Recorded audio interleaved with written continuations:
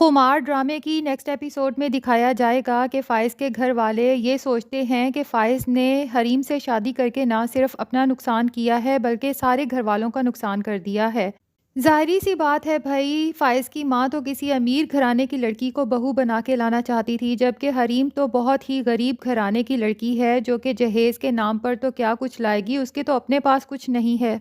اب ریان، فائز کا بڑا بھائی، اپنے گھر والوں کو مشورہ دیتا ہے کہ ہمیں فائز سے اس طرح جھگڑا نہیں کرنا چاہیے، کہیں ہم فائز کو ہی نہ کھو بیٹھیں۔ ہمیں سیاست سے کام لینا ہوگا، ہمیں دھیرے دھیرے کچھ ایسا کرنا ہوگا کہ فائز حریم سے دور اور ہمارے قریب ہوتا جائے۔ اب حریم الگ سے پریشان ہے۔ ناصر نے جو اس کی ویڈیو بنائی تھی اس کو دکھا کے اب وہ اس سے پیسوں کی ڈیمانڈ کرتا ہے۔ حریم بہت زیادہ گھبرا تو جاتی ہے، لیکن اس کی سب سے بڑی غلطی یہ ہے کہ وہ فائز کو اعتماد میں نہیں لیتی۔ اسے چاہیے تو یہی کہ وہ فائز کو سب کچھ بتا دے اور فائز خود ہی ناصر سے نپٹ لے، لیکن حریم یہ سوچ کر گھبرا جاتی ہے کہ میں فائز کو بتاؤں تو پتہ نہیں فائز میرے بارے میں کیا سوچے، اس لیے وہ ناصر کی دھمکی میں آ جاتی ہے اور اپنے تمام زیورات بیچ کر اسے ایک دفعہ پھر ملنے پہنچ جاتی ہے اور اس کو سارے پیسے دے کے کہتی ہے کہ تم میری ویڈیوز میرے سامنے ڈیلیٹ کرو۔ اب بندہ پوچھے، حریم کو اتنی عقل تو ہونی چاہیے کہ ہو سکتا ہے ناصر اس کو دکھانے کے لیے اپنے موبائل میں سے سب ویڈیوز ڈیلیٹ کر بھی دے، لیکن وہ ویڈیوز کسی اور ڈیوائس میں بھی تو سیو ہو سکتی ہیں۔ لیکن حریم کے دماغ میں یہ خیال نہیں آتا، اور اس سے بھی برا یہ ہوتا ہے کہ ناصر اس ملاقات کی بھی ویڈیو ریکارڈ کر لیتا ہے جو وہ حریم کے ساتھ کرتا ہے پیسے لینے کے لیے، اور حریم بیچاری جو کہ اپنے آپ کو اس دلدل میں سے نکالنا چاہتی ہے، وہ مزید اس دلدل میں پھنستی جا رہی ہے۔